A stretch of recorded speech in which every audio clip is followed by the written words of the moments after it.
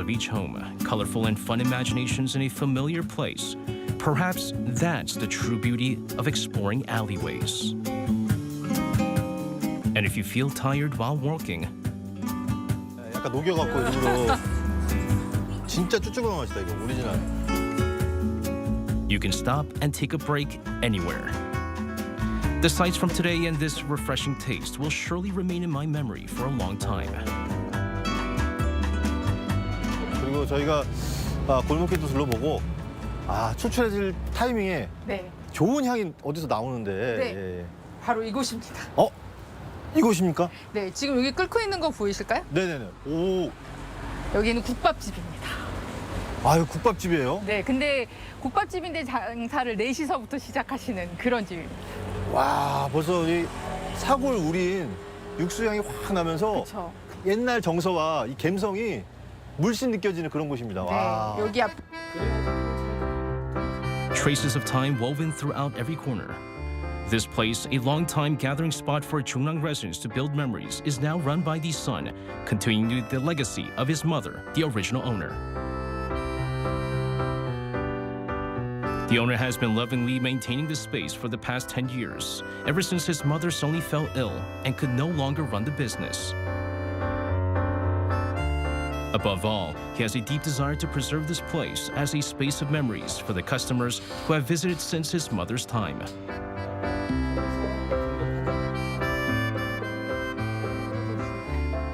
사장님, 네네. 정말 빨리 맛보고 싶었는데. 예. 아니, 여기 이 가게, 식당 영업 시간이 오후 4시부터예요. 이유가 예. 있습니까? 아무래도 매일 도축하는 고기 받아다가 장사를 해야 되니까 뭐 지방 여기저기서 올라오긴 하는데 근래에는 한평에서 좀 많이 올라오는 편입니다. 기왕이면 일단 먼저 우선적으로는 좋은 고기야. 이야, 손님들, 고객님들한테 정말 신선한 고기를 드리고 네. 싶어갖고 이제 걷다 보니까 예. 먹자골목이라고 써여 있는데 예. 예전에도 여기 먹자골목 돼 있었었나요? 아마 아주 오래전에는 여기가 이제 그 개천 자리여가지고 그거 메꾸고 이제 공사하면서부터 조금씩 상권이 형성됐던 것 같아요. 역사적으로 보면. 네. 그러니까 예전에 여기가 상봉시장이라고 네. 되어 있었고 그때는 네. 이제 하천이 흐르고 있었어요. 여기가 하천이 흐르던 곳이에요? 네, 요 앞쪽으로 하천이 쭉 흐르고 그 양쪽으로 시장이 쭉 있었거든요. 그래서 뭐 참기름 짜는 집도 있고 과일 가게 이런 것들이 있었는데 어느 순간에 이제 다 이거를 메우고 그다음에 길을 만든 다음에 음식점들이 조금씩 생겨나기 시작했죠. 네. 맞아요. 어머니한테 들었던 얘기들이에요. 저도 네. 옛날 얘기들이라서 아마 역 들어오고 나서 망우역, 상봉역 그리고 뭐 이마트 생기고 그리고 나서 좀 젊은 사람들도 많이 들어온 것 같아요. 네. 그리고 요즘 고기 한번 드셔보세요. 고기가 네. 막 도착했고 맞다. 오늘 도축한 고기로 해서 네. 한 거니까. Originally a spot serving ugaji kukbap made from simmering bone broth, it now also offers fresh beef sashimi and tartar. Finally, it's time for a bite.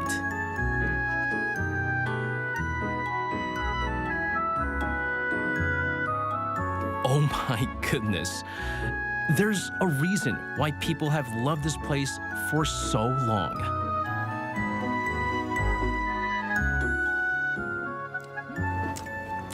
장사를 이제 오래 하셨으니까 네네. 이 동네를 쭉 지켜보셨을 거 아니에요? 네네. 오래된 것들이 이렇게 점점 이렇게 사라지는 거 보시면 좀 서운하기도 하시고 마음이 좀 짠하실 것 같아요. 네, 물론 그렇기도 하죠. 손님들도 항상 그렇잖아요. 뭐 영원한 손님도 없고. 네. 그리고 손님들이 또 새로 오셔야지 저희도 계속해서 유지해서 장사할 수 있는 거기도 하고. 상봉동이라는 도시가 또 그런 것 같아요. 지금 한창 변화하고 있는 곳이라서요. 여기서 예전 것과 그리고 새로운 것들이 그래도 나름대로 잘 조화롭게 이루면서 같이 이렇게 흘러가는 건 아닌가라는 생각은 해봐요. 사람도 그렇고 도시도 그런 것 같아요. 어떤 이 오래된 가게가 이렇게 남아있다는 거는 그 동네 분들한테 좀 힘이 되지 않을까 싶어요. 그죠. 처음엔 저는 여기 혼자 왔었고 그 다음에 결혼한 후에는 신랑이랑 같이 오고 있고 그다음에 제가 제일 많이 가는 떡볶이집 같은 경우에는 제가 고등학교 때부터 다녔는데 결혼한 제 친구들은 자기 아이들이랑 또 가는 거거든요. 그러니까 가게라는 곳에 본인들의 DNA를 조금씩 심어놓는 것 같아요. 네. 그래서 지역 주민들한테 오래된 가게라고 하는 거는 나와 같은 모습? 내 모습이 아닐까. 그래서 내가 기억되는 곳처럼 나도 남한테 그곳을 소개하면서 같이 살아가는 게 아닐까. 그런 생각이 들어서 사장님 같은 분들한테 되게 감사하게 생각하고 있어요. 제가 감사합니다. 네, 저도 감사한 게 네. 오늘 이 맛봤잖아요. 네. 이 맛의 기억을 항상 머릿속에 이렇게 오래도록 남아서 또 다시 이 동네를 찾으러 올 것 같습니다. 네, 아유. With spaces and people like this, where we appreciate each other's presence and visits, I believe it's what makes life truly meaningful, allowing us to gather the strength to keep moving forward each day. 아, 여기 또 이 동네 거리를 걷다 보면 잘 들어보시면 여기 미싱 소리가 들린다고 하는데 아, 이 동네 분들이 이 미싱 소리 안 들어본 사람이 없다고. 예. 그래서 보니까 아, 여기가 이 봉제 거리인 것 같아요. 근데 여기 보니까 야, 여기 되게 오래된 섬유 공장, 봉제 공장이 있는 것 같은데 네, 2층에 있습니다. 한번 제가 한번 찾아서 한번 들어가 보겠습니다. 예. 아.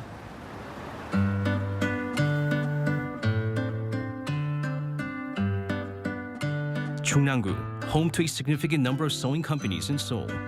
It also has a notable share of the sewing industry within the district. In the 70s and 80s, during a time when the sewing industry thrived on exports, tasks that are now automated were once done by hand, reflecting the sweat and effort of many in the sewing community.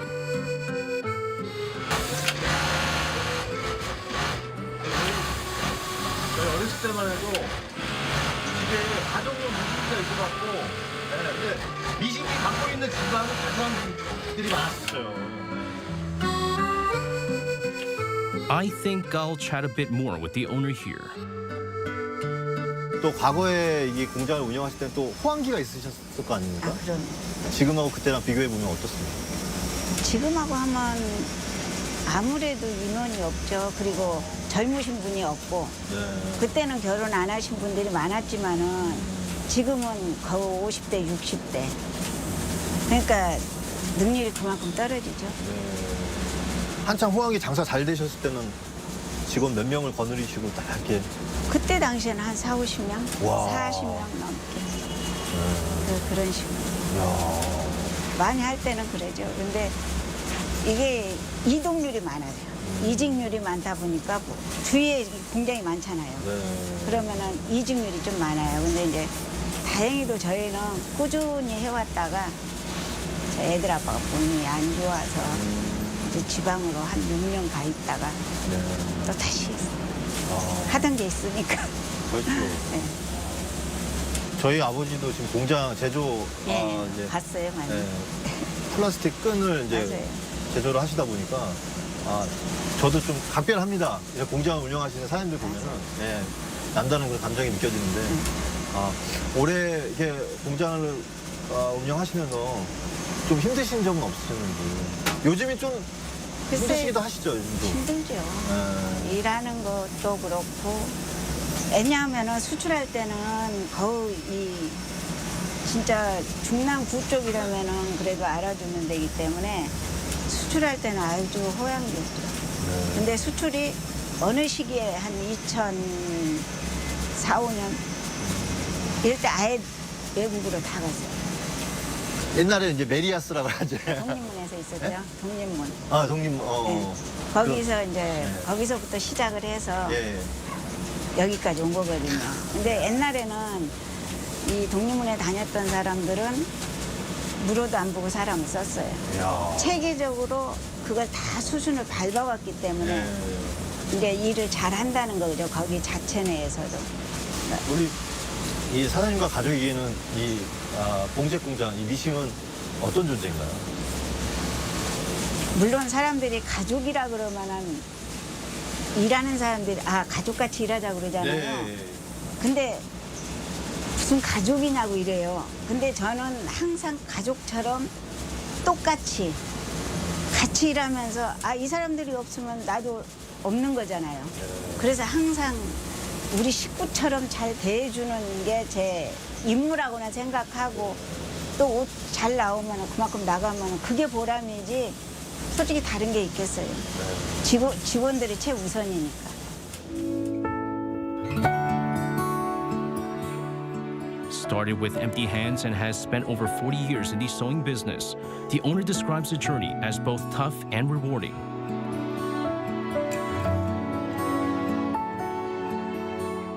For that reason, they are committed to keeping this place alive for many years to come. Perhaps the true charm of places and memories lies in how the same place can evoke different impressions depending on their unique experiences.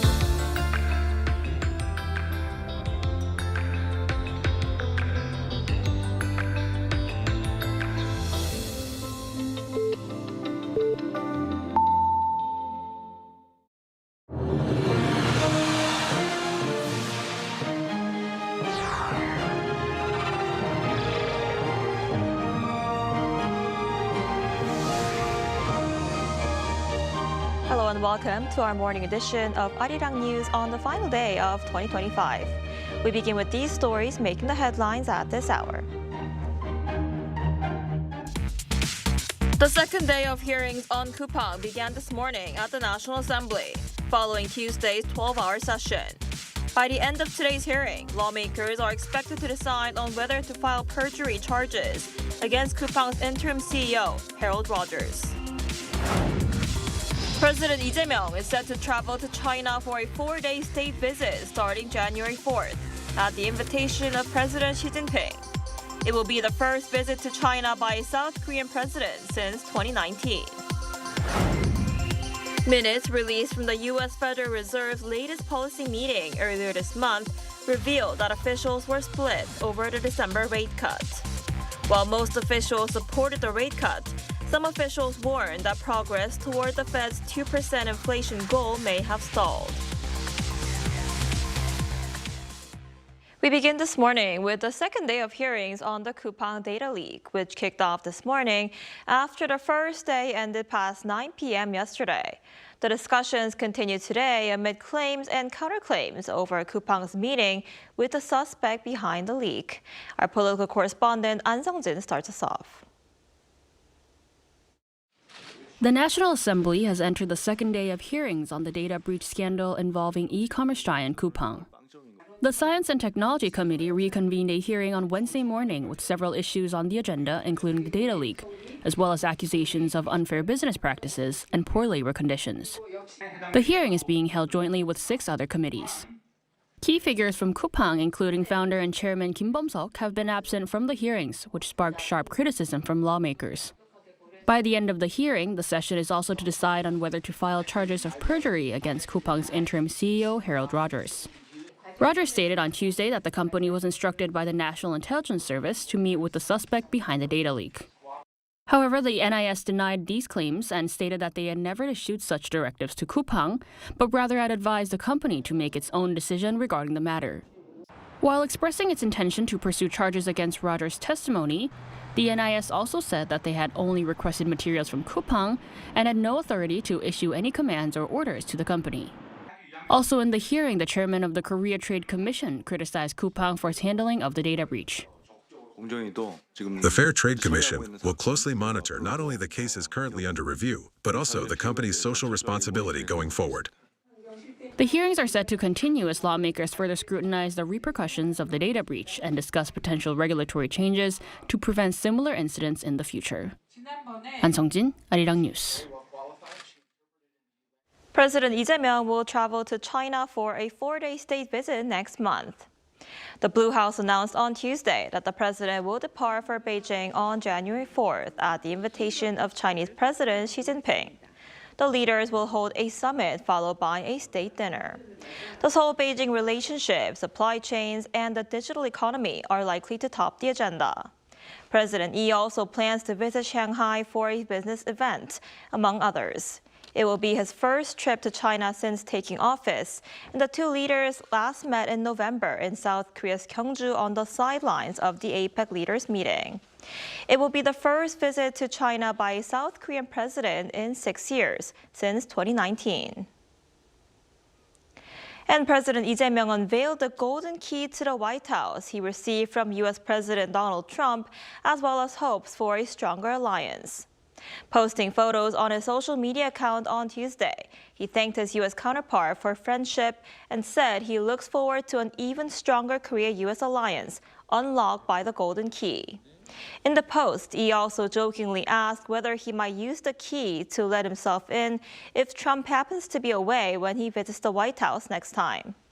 Trump presented Yi with the last golden key in return for the replica of an ancient golden crown that Yi gifted Trump in October. Only 5 have received the key, including Israeli Prime Minister Benjamin Netanyahu and Tesla CEO Elon Musk. Meanwhile, Russia's foreign ministry says it has exchanged New Year's gifts with North Korea's Kim Yo-jong, highlighting the deepening partnership between Moscow and Pyongyang.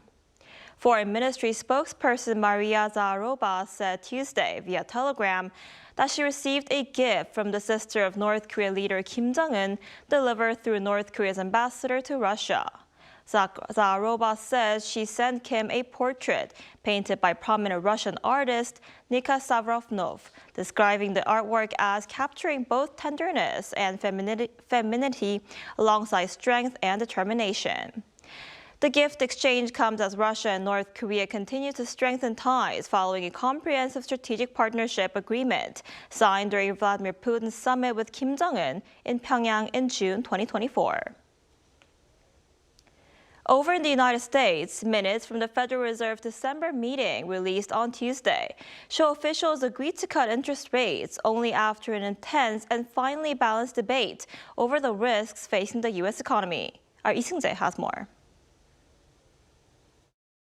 The U.S. Federal Reserve has released minutes from its December policy meeting on Tuesday, showing officials were more divided on interest rates than the final vote suggested. At the meeting, which took place on December 9th and 10th, the Federal Open Market Committee approved a quarter-point rate cut by a 9-3 vote, which marked the most dissenters since 2019. The move lowered the benchmark federal funds rate to a range of 3.5 to 3.75%. While most officials said further rate cuts would be appropriate if inflation continues to ease, the minutes show rising caution. Several policymakers argued rates should remain unchanged for a period after the December cut, and some who supported the move said the decision was finally balanced. Officials said the economy is growing at a moderate pace, but they see downside risks to employment and upside risks to inflation. The meeting also included updated economic projections, indicating one rate cut in 2026 and another in 2027, which would bring rates closer to 3%, a level considered neutral for growth. Some officials warned progress toward the Fed's 2% inflation goal may have stalled, while noting that tariffs under U.S. President Donald Trump are adding to inflation in the short term, but are expected to fade by 2026. According to recent data, hiring remains slow without a surge in layoffs. Inflation is easing, but still above target, and economic growth remains strong. However, policymakers cautioned that recent figures may be distorted by data delays linked to the government shutdown. Markets expect the FOMC to keep rates unchanged in the near term, as Fed officials offered little guidance during the holiday period and signaled caution heading into the new year. Lee Seung-jae, Arirang News.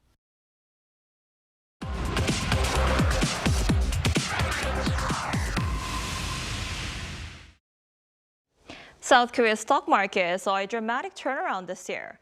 After falling about 10% last year, the latest report shows the Kospi has recorded the world's highest gains this year. With the once seemingly far-fetched milestone of 4,000 points now firmly within reach, analysts say the benchmark index could climb as high as 5,500 points in 2026. For more on this, we're joined today by Kim Min-gyun, professor at Seogang Business School. Professor Kim, thanks for joining us this morning. Thank you for having me. So shares of South Korea's two largest companies by market cap, Samsung Electronics and SK Hynix, they hit new record highs this year. What's driving the current semiconductor boom cycle, and how would you assess the overall performance of the Korean stock market this year? Well, Korean stock market, of course, we're starting with the political risk. As you know, the political risk for the Korean government was gone. And after President Lee Jae-myung government is step up, well, he trying to boost the stock market by establishing investors-friendly policies. And then, of course, they call the AI bubble, but there are many needs for the HBM and the semiconductor chips. So our two main companies like Samsung Electronics and SK Hynix, well, the needs for the basically the demand for the semiconductor chips is sky high rocketing. So basically, well, it's gonna be reflected in our stock market. So that's why they are driving the force for the boosting of our Kospi. I see, and the government is now urging Korean investors who have been investing in U.S. markets to shift their focus back to domestic stocks by rolling out measures like tax incentives. What's your take on this, and are we seeing signs of investors returning to the Kospi? I think it's kind of partially effective since we have the tax benefits for returning to the Korean market. But I think we're going to have focus on the fundamentals of the Kospi market and, of course, the Korean economic situation. Well, of course, the two main players like Samsung and SK Hynix, well, they are driving the Kospi market. And, of course, well, the rising up of those Kospi market index, of course, that they're trying to attract more investors, especially from the Korean investors from the who invest the money to the U.S. market. I think it's kind of policy is working too. Tax benefits, of course, we're trying to set up more policies for friendly investors. Policies, of course. So I think, well, even though it's still working, but I think it's depending on the fundamentals of the Korean economic growth to attract more Korean investors, of course. I see. And what the Korean government has also been working on is attracting more foreign investors to the Korean stock market. How effective has these efforts been so far? Well, I think it's kind of a lot of factors that can attract more foreign investors, especially for the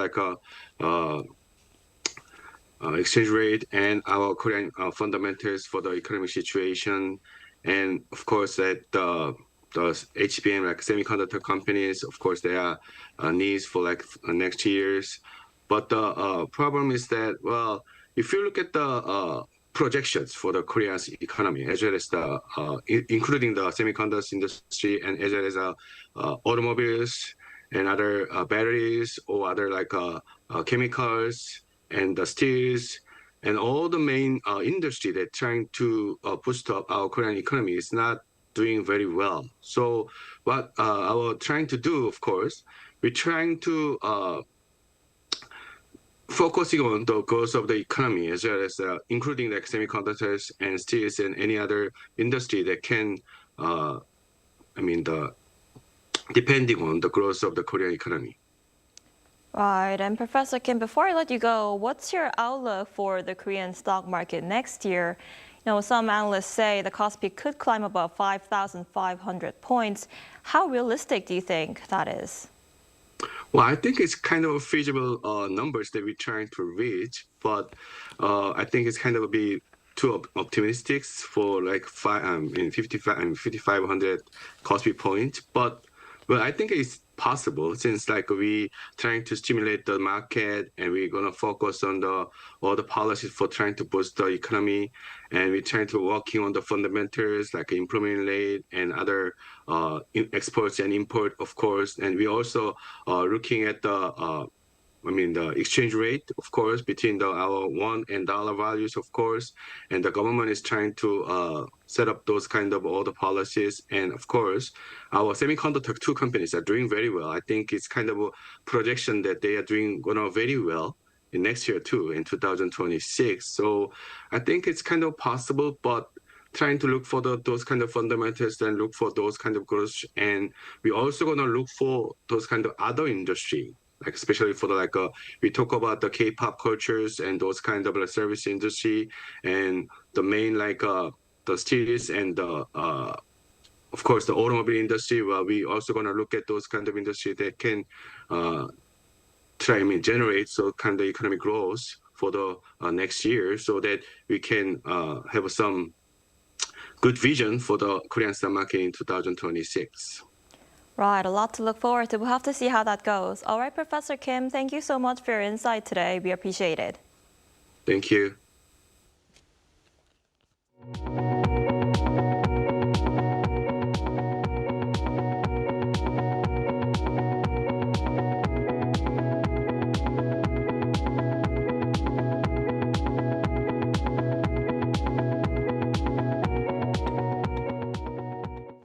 From art exhibitions to film, creative content is taking a larger role in Korea-France relations as the space for cultural exchanges continues to expand ahead of the 140th anniversary of bilateral relations between the two nations. Our Oh Soo-young has this report. Capturing color and creative energy through art and motion, Korea-France relations continue to broaden through cultural exchange.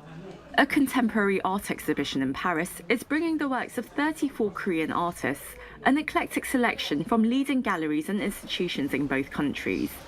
The theme is Colors of Korea, incorporating 오방색, the traditional 5 cardinal colors, among a variety of iconic color tones.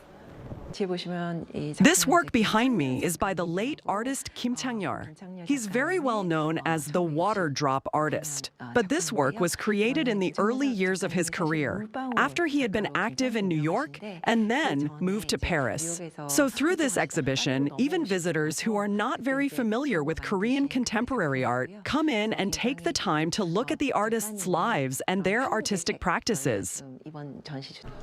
As such, the exhibition aims to build resonance and connection.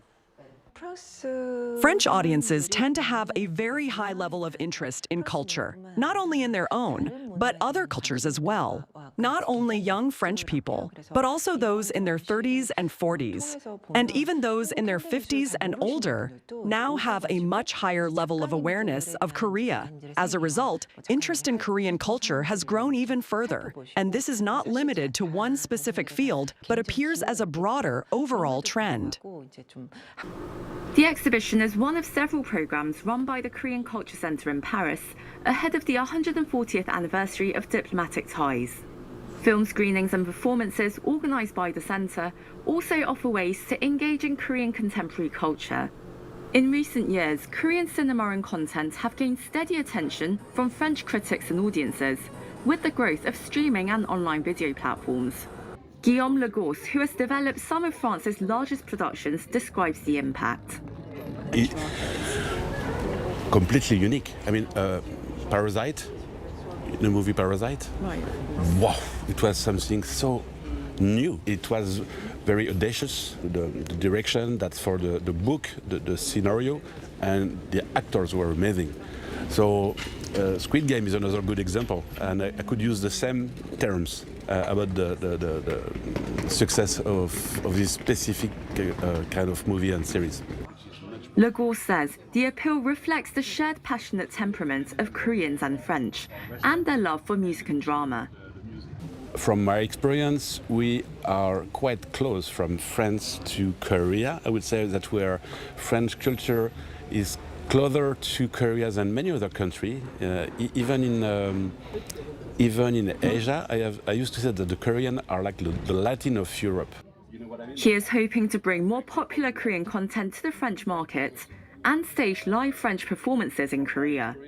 Le Gousse's revival of the hit musical Le Roi Soleil is completely sold out, with discussions underway about touring in Asia, including Korea. Well, I'm in discussion now with some producer.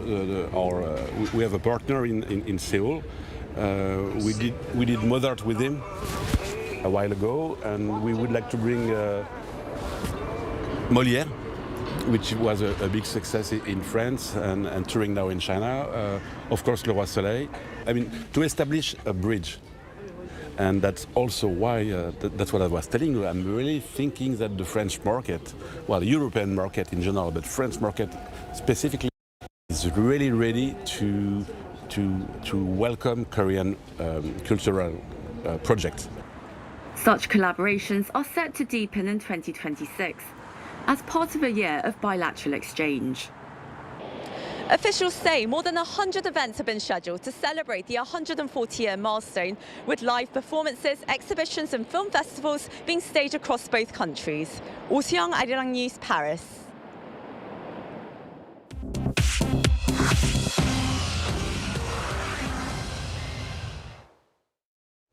Good morning, I'm Chu Ji-hyun, and this is The World Now. Winter holiday travel between the UK and continental Europe was disrupted on Tuesday due to a power failure in the Channel Tunnel. Eurostar cancelled trains linking London with Paris, Brussels and Amsterdam before partially resuming services later on Tuesday after the tunnel reopened in limited capacity. Eurostar warned the power fault was still ongoing and told passengers to postpone trips because severe delays and last-minute cancellations remained possible.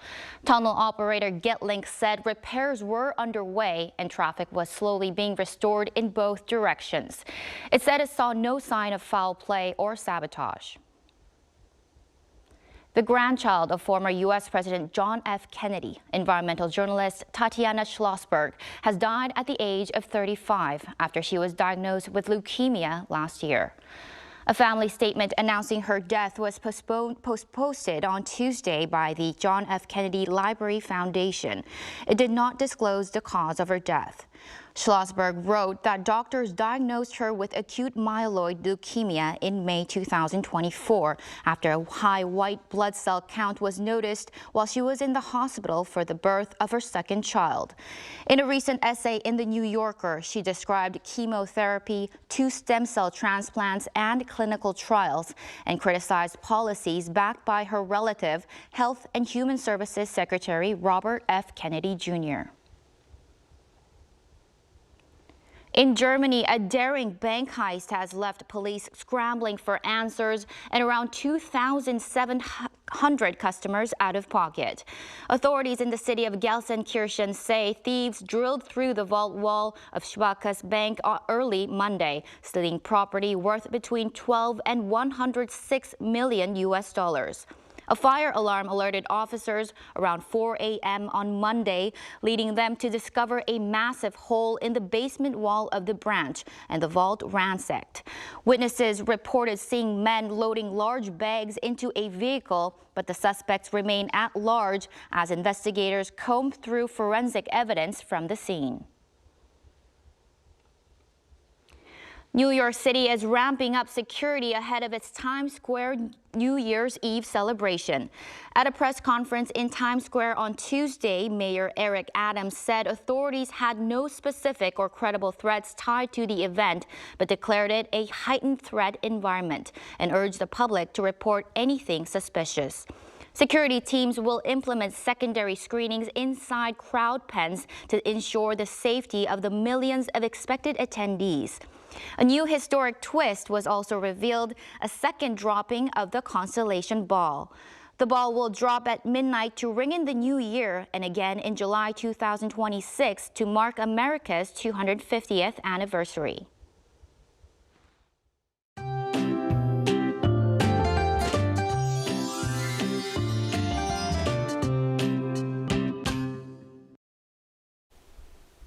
On this final day of 2025, cold wave has settled in with icy winds dragging down feels-like temperatures. Cold wave alerts are being issued across Gyeonggi-do and Gangwon-do provinces today. Meanwhile, dry weather advisory remains in place along the east coast and parts of Gyeongsang-Namdo provinces. But with that continuing strong winds, please, fire safety is a must. And this afternoon's Seoul stays below freezing all day, topping out at -3 degrees Celsius. Daegu only makes it to 2 degrees under bright skies in most parts of Korea. Many of you may be planning to watch the last sunset of the year or the first sunrise of the new year. Good news, most inland areas will stay clear. And here in Seoul, the final sunset of the year will be at 5:23 p.m. But when you are heading out, be sure to bundle up well. On New Year's Day, morning starts at -11 degrees Celsius here in Seoul, and severe cold wave continues through Saturday morning. Meanwhile, there could be heavy snow in parts of Jeollado and on Jeju Island, so please take extra care.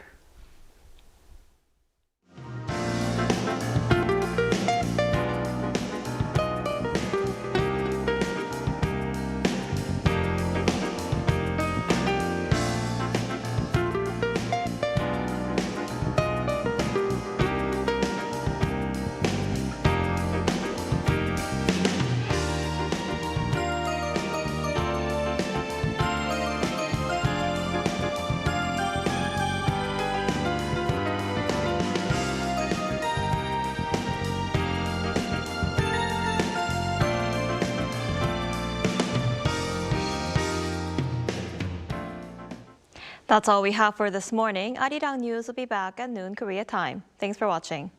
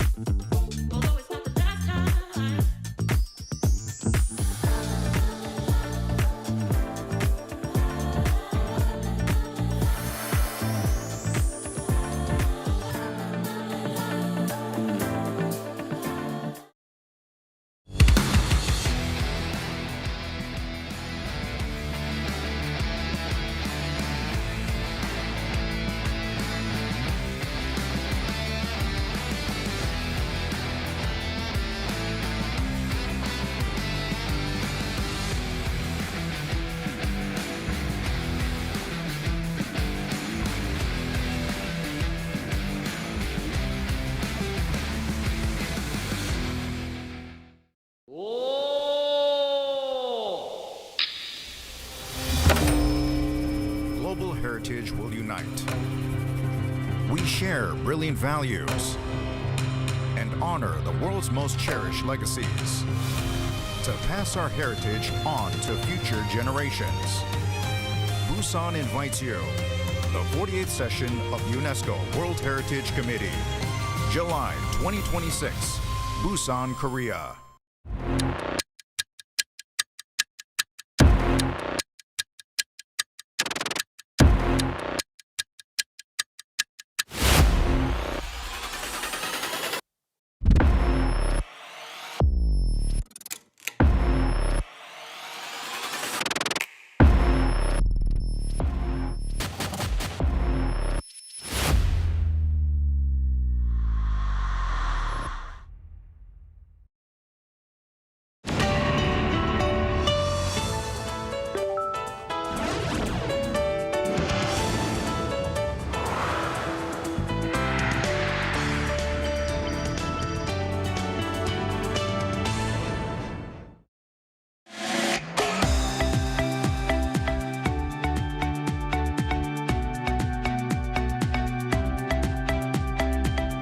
We're here to bring a new type of news show.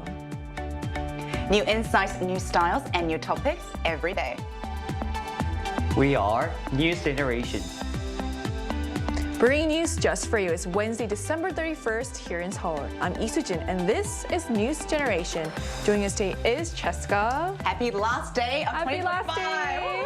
Also, Moonji's with us. Happy New Year. Happy New Year. And both are here to speak on behalf of people in their 20s and 30s. So we're halfway through the week, but this Wednesday feels extra special because it's not just the middle of the week, it's the very last day of 2025. It's a day to celebrate the moments we share, the lessons we learned, and everything that made this year memorable. From the big milestones to small everyday wins, it's a chance to look back with gratitude and excitement as we get ready to welcome what's next. So, Cheska, how does it feel to be closing out 2025 and getting ready to welcome a brand new year? Oh my God, when you were saying your intro, there were so many emotions that came and passed, and I hope our viewers had a wonderful 2025. But as with any year, if you had a lot of ups and downs, and this year was particularly a little bit tough for me, so if you had a lot going on, I really, really wish us the best start to a new year. And if you also had an incredible year, I hope that energy continues forward as the year of the horse of 2026 comes. But personally, I wish everyone a happier new year. Yeah. I wish you a happy year too. Yes. And also, what about you, Moonju? Yeah, I know it's very hard to believe how quickly the time is flowing in here, 2025. You know, personally, it will be a year to remember for me, you know, because it marks the year when I've done, I think, the most work. And while also experiencing some kind of true joy, I think, you know, reflecting on the past 364 days. Wow, we only really have one day. I experienced a mixture of, you know, regret and happiness overall, though. I believe 2025 has been a pivotal year for both my career and personal growth. And that being said, how was your 2025? I think my year was good too. Good in the sense that like my standards are quite low, so nothing like too terrible happened. So I'm like, that's a win. That's a win. That's a win. That's a good thing, though. Right? Win, yes. So it's amazing how quickly time passes, and it's clear that 2025 has been a truly significant year for many as they balanced hard work and moments of true joy. Reflecting on both the challenges and successes really captures the essence of growth. So we're going to dive deeper into this topic, but first, let's take a look at the screen.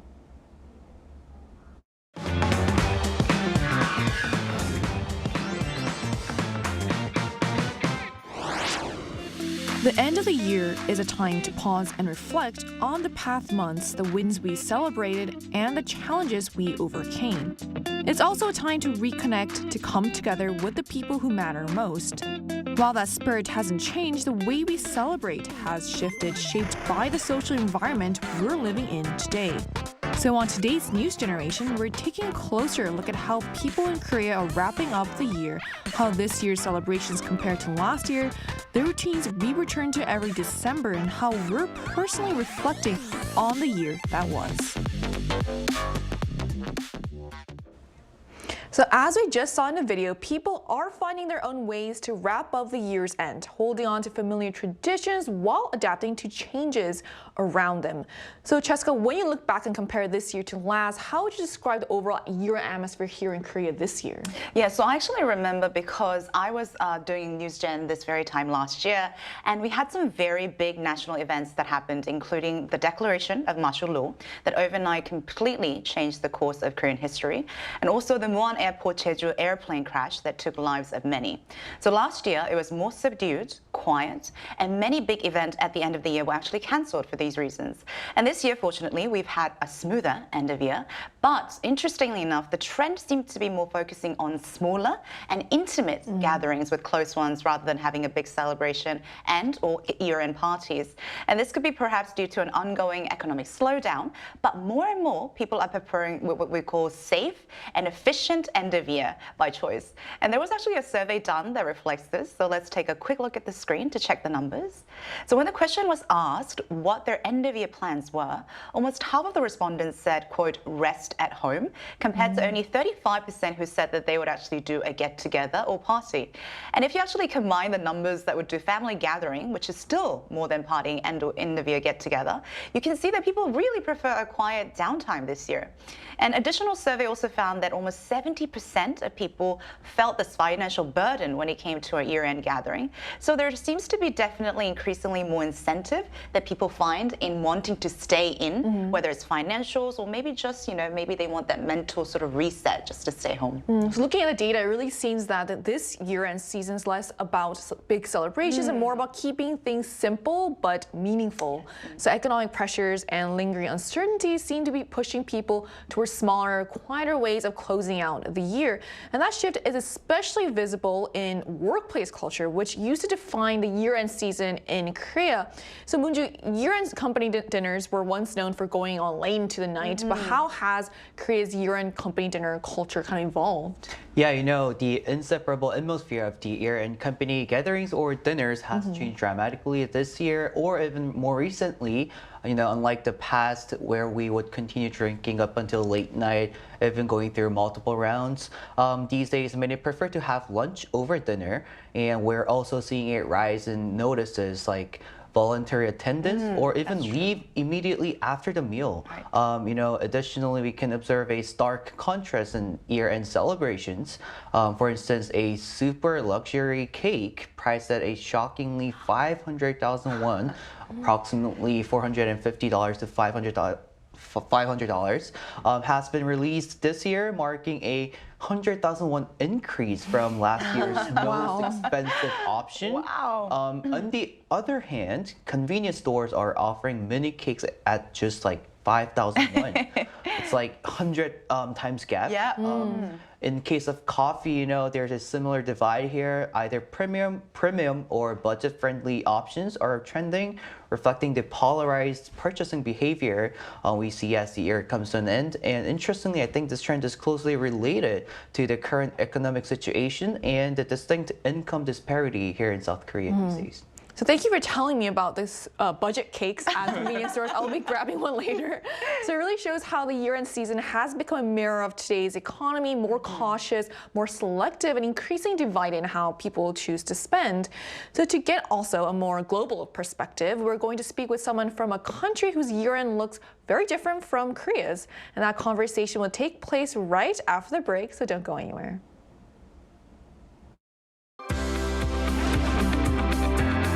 NewsGen wants to hear from you. Go to YouTube and search out channel Arirang News. Click Posts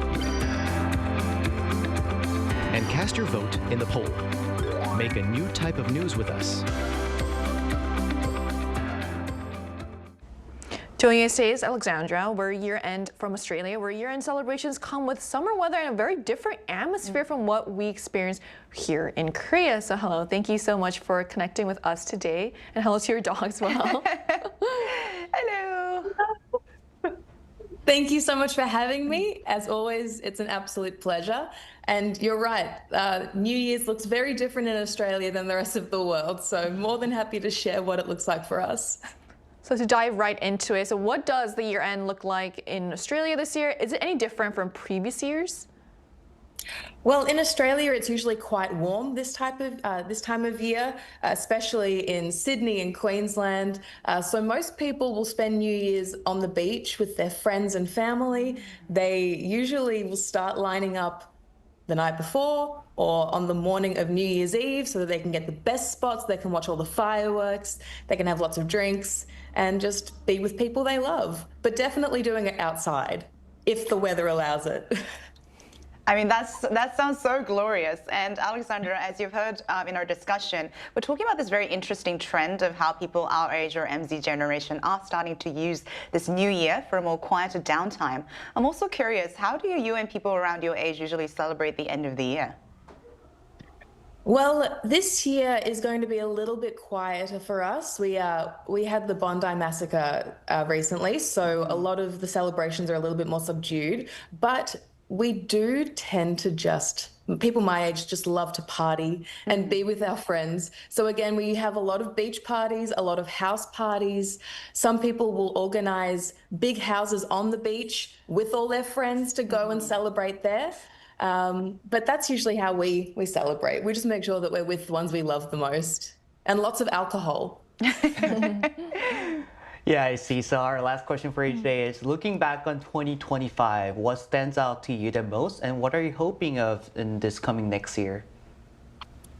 Yeah, well, this year has been massive, especially in Australia. We saw the under 16 social media ban at the end of the year, which was a really huge step for us. So it'll be interesting to see how that works out next year.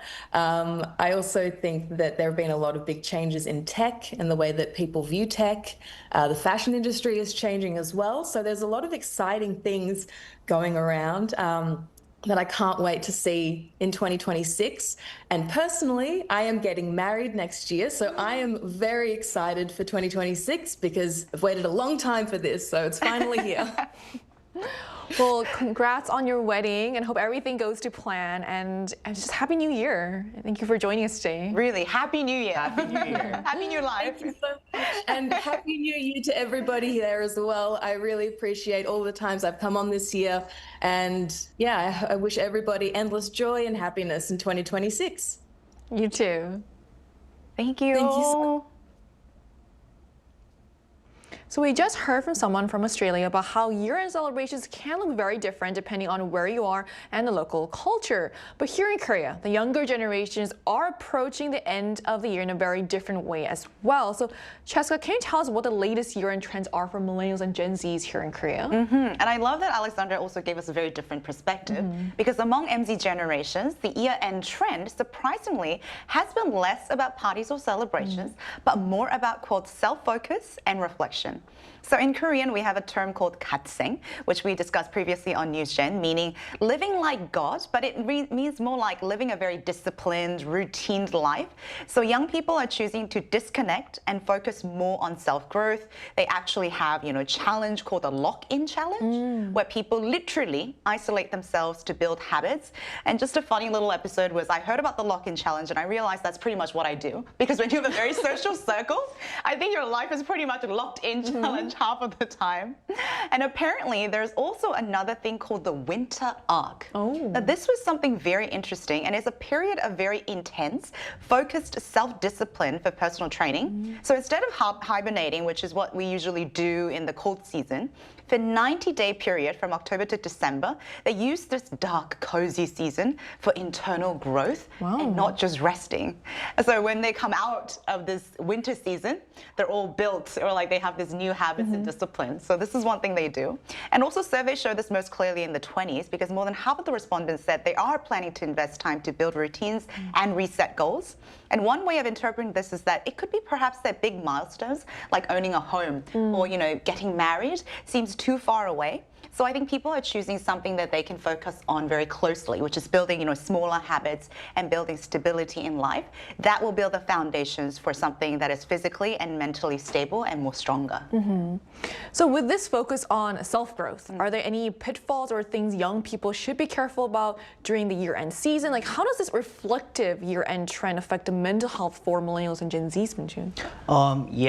The MZ generation should be mindful of year-end depression, actually. As the year comes to a close, and as Jessica mentioned, we often take time to reflect. And while natural introspection is kind of healthy, but if there's a significant gap between the reality and your expectation that you have thought of in the beginning of the year, it can lead to increased psychological pressure, potentially resulting in stress or feelings of depressions. Those in their 20s and 30s are particularly at risk because they exist in an environment where social media fosters comparisons with others, and this can make them feel left behind. In fact, according to the 2024 Mental Health Factual Survey, 43% of MZs reported often feeling stressed through the comparisons with others. Moreover, seasonal factors such as reduced sunlight during winter can further increase the risk of depression and feelings of lethargy.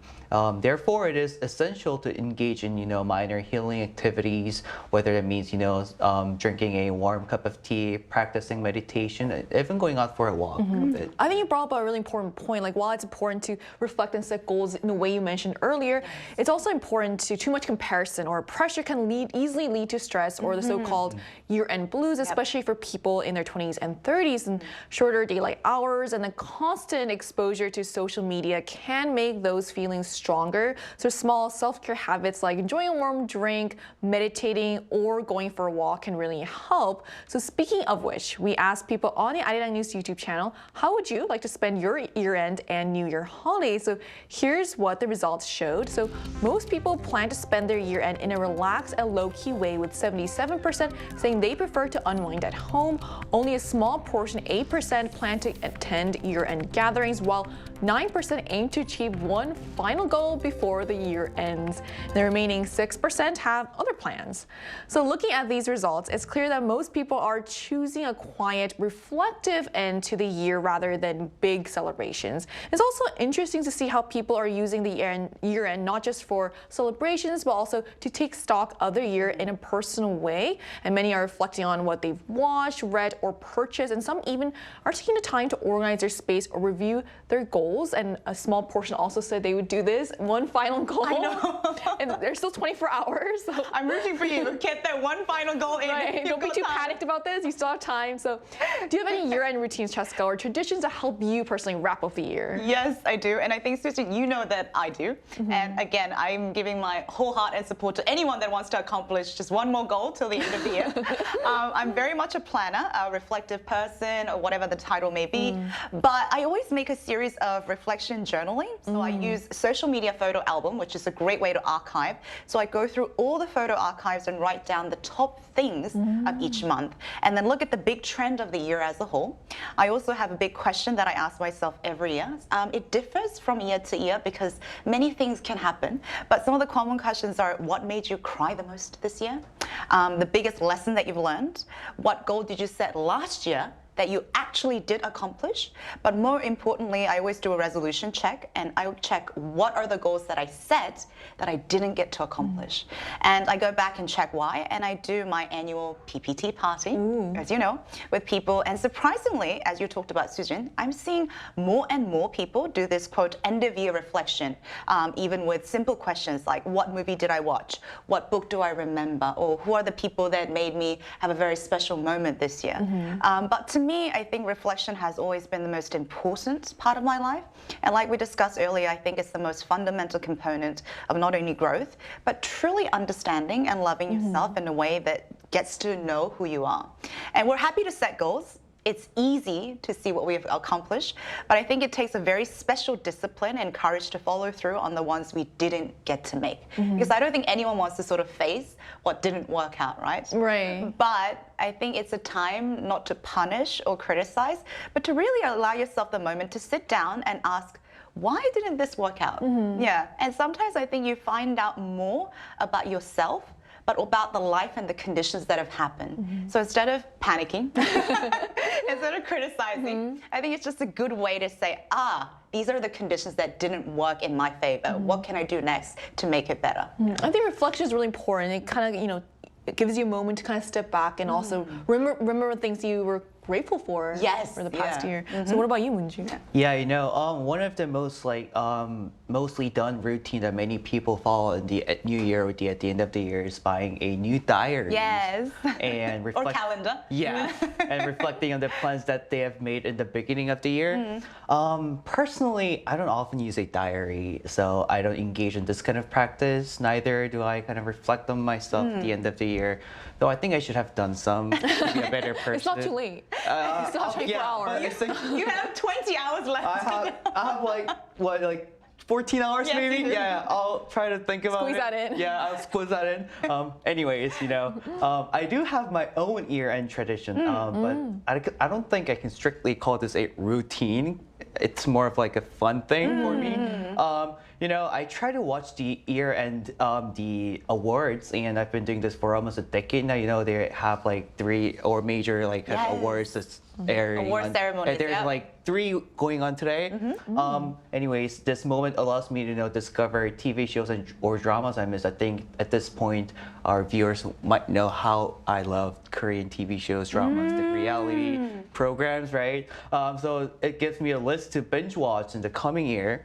So I believe the year-end period is a time for us all to, kind of enjoy quality moments doing what we love, which is watching TV shows for me. And that's why I think I often tune into the countdown on one of the 3 awards broadcasted on December 31st. Besides, I like to spend some quality time with my longtime friends to celebrate this last day moment. Oh, that sounds really special as well.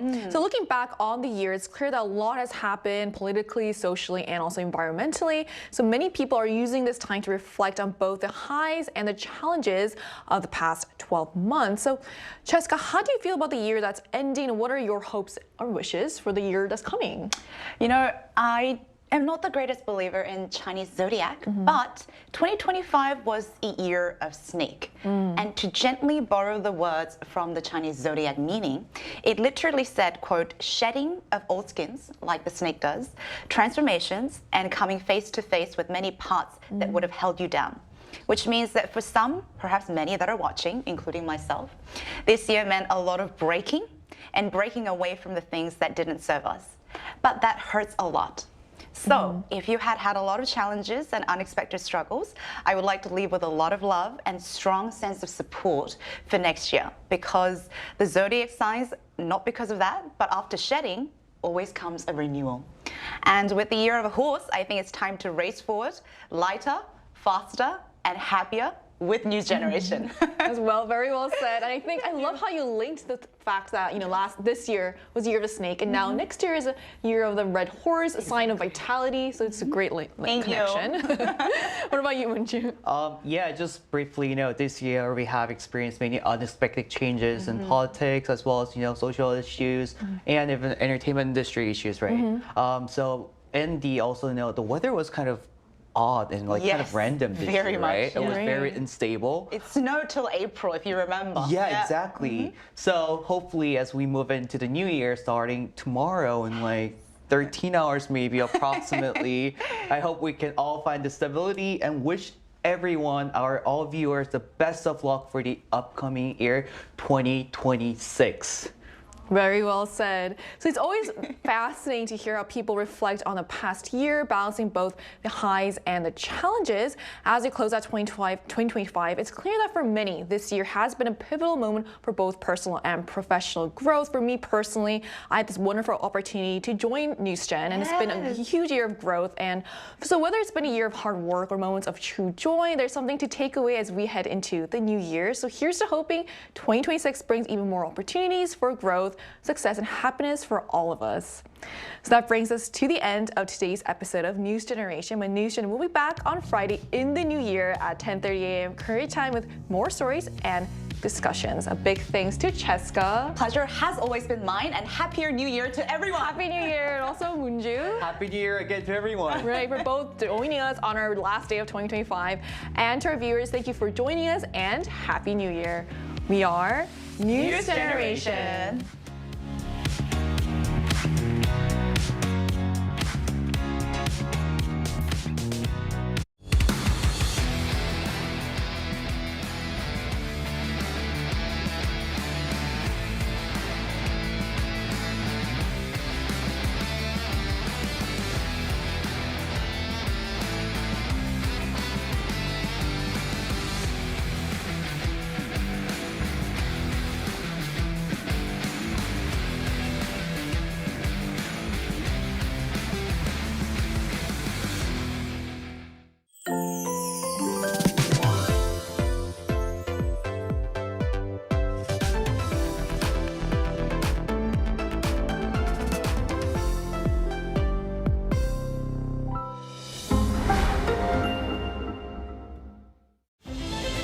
Korea, a globally recognized sports powerhouse.